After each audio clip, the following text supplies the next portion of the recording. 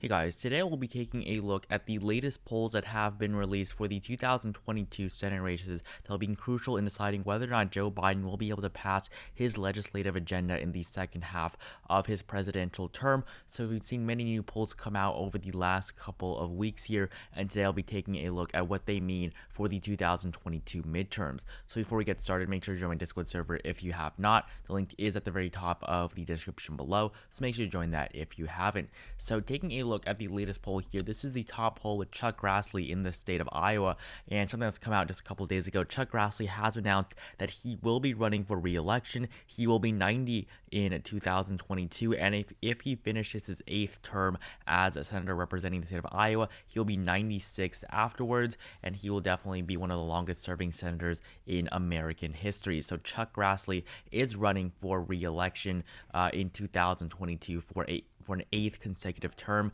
representing the state of Iowa. And, this is shown here. He has a 90% chance of winning that nomination. He did just announce a couple of days ago. He went from 73 all the way up to 90, which has really, diminished the chances of any other candidates. He is very up there in age, so there is, reason to speculate that he may not be able to, that something may happen to him before 2022, but there's no point in speculating what's going to happen to one specific person in, another year since he's been fine so far. So Chuck Grassley will be the Republican nominee if nothing goes wrong. Nobody is really going to challenge him. He's running for an 8th term. It will probably definitely be his last term, his last campaign. And, you saw in 2016, he won 60% of the votes, 2010, 64%, 2004, 70%. So Chuck Grassley has been consistently winning by very strong margins in the state of Iowa. In 2022 is not going to be any different. After an over 20-point win by over 25 percentage points, Chuck Grassley in 2016, he is 100% going to win his re-election in 2022, which will make Iowa a solid red state. If he were to retire, this state could be pretty interesting to look at, especially because Democrats looked like they had a chance with Theresa Greenfield against Joni Ernst in 2020. That did not happen, but it was an interesting race. But I think 2022, because Chuck Grassley, the incumbent, will be running again, we're not going to be seeing too much happening in Iowa, especially on the Democratic side. Taking a look at some of the other new polls released, starting off in Colorado with Michael Bennet leading by 8 points. I don't think this is too interesting a race to cover.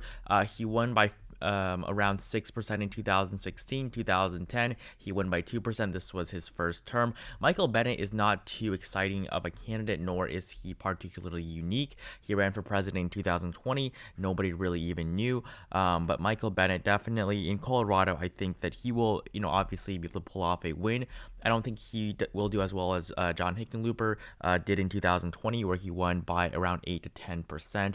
But I do think that Michael Bennet will definitely be able to win in Colorado. And this is compared to John Hickenlooper, who in 2020 actually defeated Republican incumbent Cory Gardner. So I don't think that Michael Bennet is as good in appealing to voters as Hickenlooper in the state of Colorado, but definitely I think that as a Democrat, in a state where Joe Biden won by almost 15 percentage points, 13.5%, I think that it'll be very hard for any Republican to defeat Bennet, especially in 2022.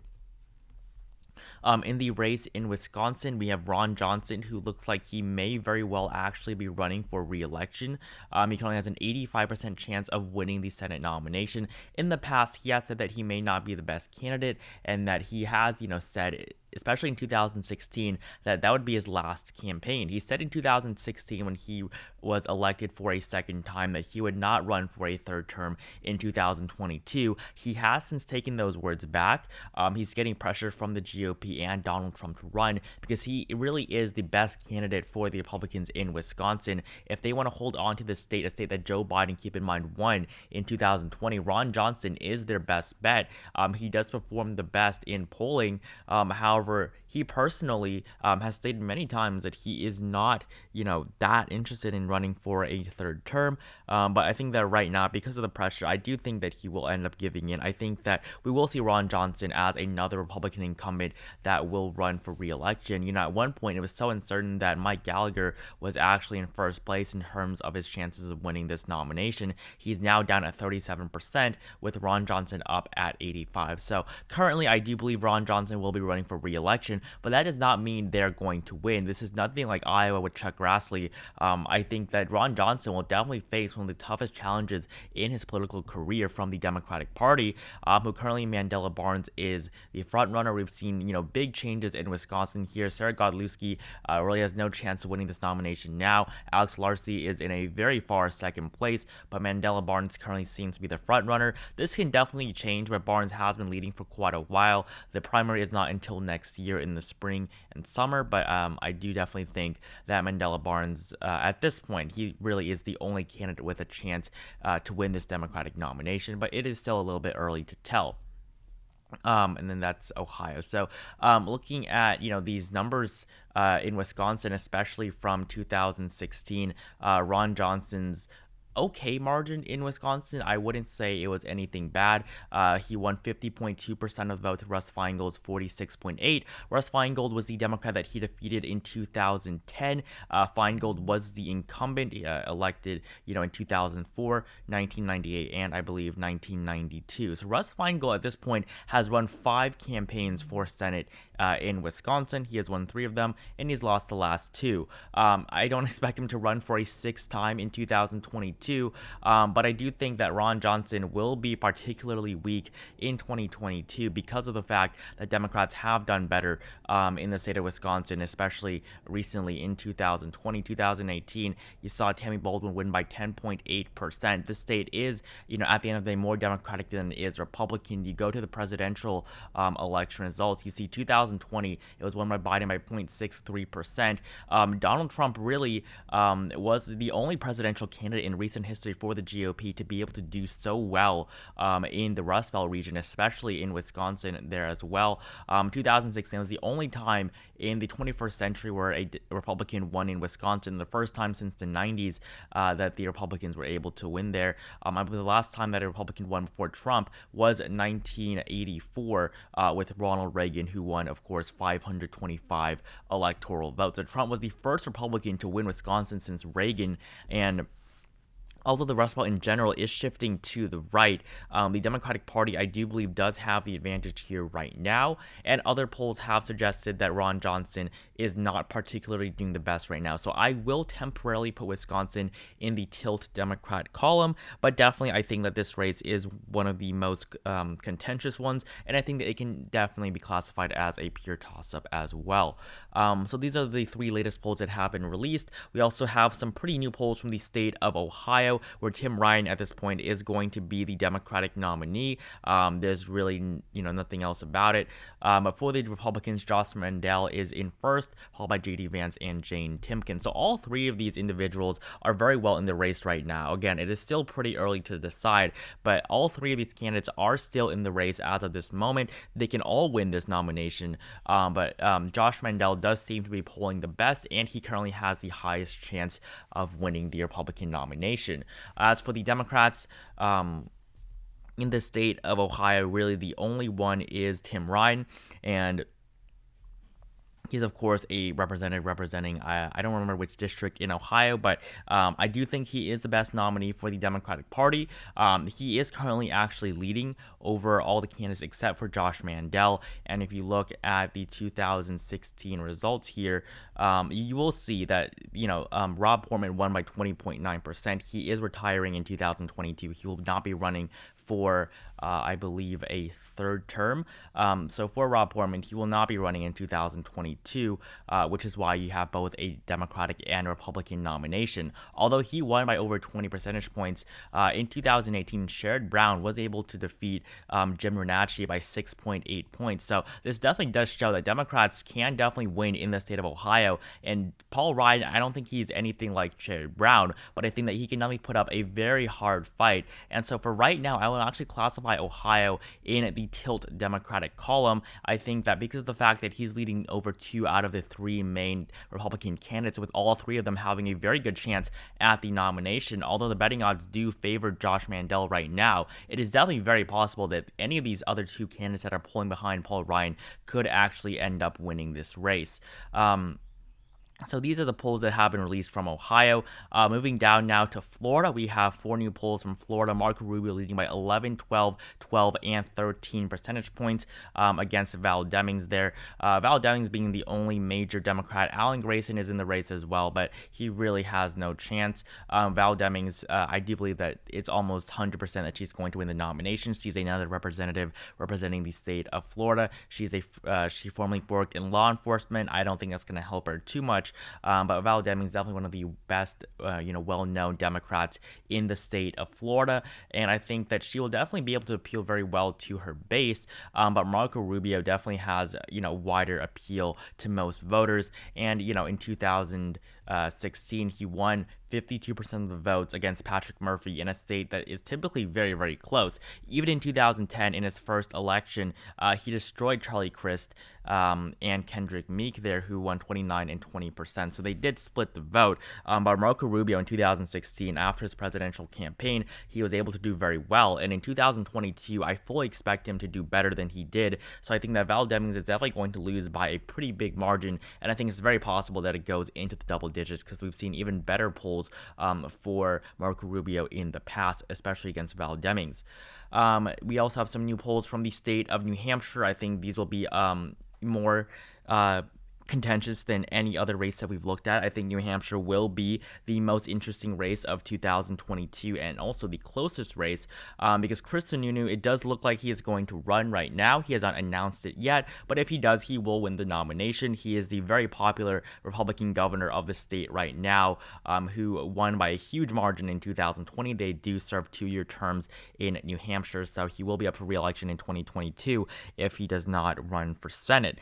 But 2022, I think, is the best chance for him to run. He'll be running against Maggie Hassan, who is not the strongest of candidates. She is definitely weaker than her counterpart in the Senate from New Hampshire, being Jeanne Shaheen.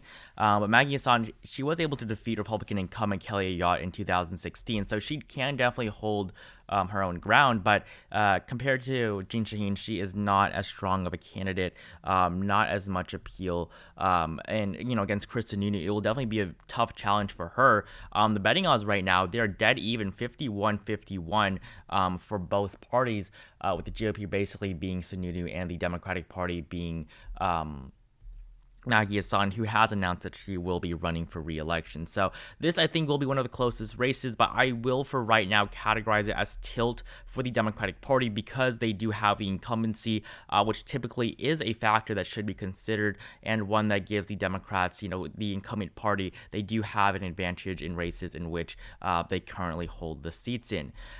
We also have polls from the state of Nevada, where Laxalt is currently defeating Catherine Cortez Masto. I think this is definitely pretty interesting. Cortez Masto won by around 2% in 2016, 2.4%, the same margin actually that both Hillary Clinton and Joe Biden won in the state of Nevada, as you can see in both 2020 as well as 2016. So I think that Maggie Hassan, or not Maggie Hassan, I think that Catherine Cortez Masto will be able to win. I think that she definitely can. Her chances are pretty high right now at a 62-cent share for his victory. This poll, the poll that we just talked about, where Laxalt was winning by 10%, that did drop her odds by quite a bit a couple of weeks ago, but she is getting back up there. I think that's just one poll, but right now, Republicans are leading in the state, so I will put it as lean for the GOP for right now. I don't expect it to stay that way, but this is a polling map, so I'm going to fill in these states as they appear in the polls, but I doubt it's plus 10%. I think that is, pretty exaggerated, so I will tone it down a little bit and put that as a lean state on the map. We have some more polls from the state of Florida. Marco Rubio plus 10% and Marco Rubio plus 3%, as well as Marco Rubio plus 2 and 11% in 2 other polls. So although Florida, it's polled quite a bit, Marco Rubio definitely does seem to be doing very, very well in general in almost all the polls that have come out so far.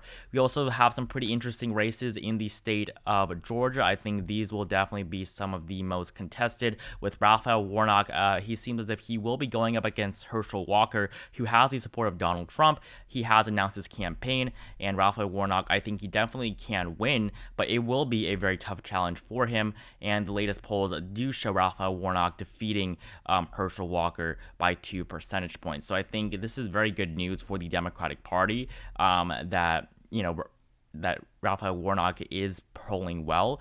He is definitely one of the weakest Democratic senators in terms of his vulnerability in 2022 after being elected in a special election in 2020, where he defeated, of course, Kelly Loeffler by a pretty good margin. But the problem here is, at the end of the day, that Raphael Warnock, he is in a state that has not voted Republican in a very, very long time, especially on the Senate level. 2020 was the first time in decades that, the state voted Democrat both on the presidential and Senate levels, where he and Ossoff were both elected. Going down the list here, Lisa Murkowski plus 9, plus 10 against Kelly Tshibaka. Definitely very good news for her. At one point, it did look like she may even lose. She is a big target, especially, for the Trump Republicans. Her chances of winning dropped all the way down to 45 after a previous poll showed her 8 points and 14 points under Kelly Tshibaka. Not even under Kelly Tshibaka, but Kelly Tshibaka was leading by 14 and 8 points over Al Gross. Murkowski did not even get into the top 2, but it does seem as if things are different now, and that poll was just an outlier.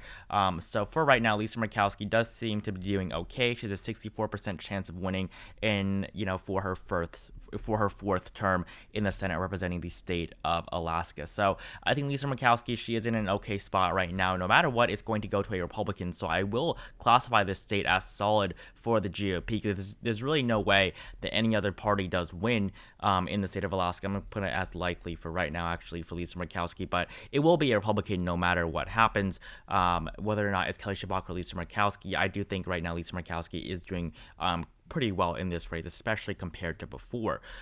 We have more polls for Michael Bennet here, plus 13, as well as that we have, some polls to look at in Pennsylvania. I think these are definitely pretty interesting. John Fetterman plus 8 and plus 10. This is the seat currently held by Republican incumbent who is not running, his Pat Toomey, of course. He is not running in 2022. He's not running for I believe a third term as well. First elected in 2010. So he won't be running for a third term in 2022. He barely won in 2016. He will be retiring from the U.S. Senate, and so that leaves this spot open. John Fetterman is currently Democratic frontrunner. He is the current lieutenant governor of the state, and for the GOP, you have Sean Parnell, who has won the support of Donald Trump, which is why his numbers just jumped up there from 52 all the way up to 80. So that is the Trump effect for you. Sean Parnell is poised right now to go up against John Fetterman in a race that he currently seems to be losing by quite a bit. So this I will classify as likely. And then finally in Arizona, I will also classify that as likely. As you can see, Mark Kelly wins by 10, 9, 11, 14, 10 all across the board. Big victories for Mark Kelly, who currently has around a 60% chance of winning his re-election after winning the 2020 special election in Arizona. So he's basically in the same situation as Raphael Warnock, but he is in a state in which Democrats have done better in, especially in recent years. So this is the polling map currently. I'm going to fill in the solid states for both parties so we have a better look at what the map currently looks like with these other states filled in. These other states, these are all states in which the races will not be too important. Missouri, you will have a pretty interesting race, but it's going to go Republican. There's really no doubt about that. Alabama, Richard Shelby, he is retiring, but I definitely expect it to be a Republican. There's no way Democrats going to win in Alabama, especially after Tommy Tuberville destroyed Doug Jones. South Carolina and North Carolina. North Carolina, I believe, is a toss-up right now. We've really not seen polls from this state, but as of right now, the Democratic Party, they are in a good spot, but that is only if Ohio, this is a little bit of a stretch because we are going by polls for this map.